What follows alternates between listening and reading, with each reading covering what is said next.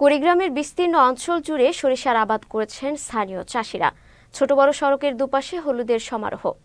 হলুদে হলুদে সজ্জিত সরিষার প্রতিটি ফুলে দুলছে কৃষকের রঙিন স্বপ্ন।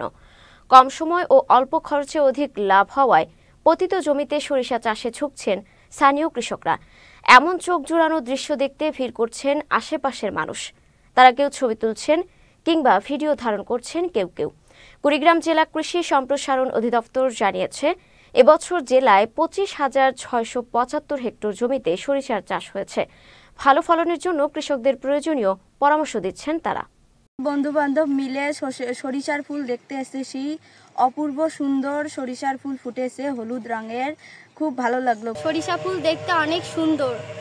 আগামী দিনের আবার আমরা এখানে ঘুরতে আসবো। বান্ধবীর সাথে ছবি তুললাম, অনেক ভালো লাগলো। আমরা সরিষার ফুল দেখে বন্ধু বান্ধব মিলে দেখতে এলাম, ঘোরাফেরা করলাম, আমাকে খুব ভালো লাগলো।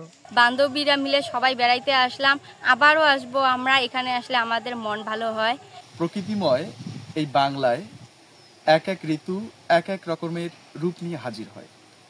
ঠিক তেমনি শীত ঋতুতে যেমন দূর হতে দূরান্তর থেকে পাখিরা আসে অতিথি রূপে, ঠিক সেভাবেই কৃষকের মাঠে ফলে সর্ষে ক্ষেত।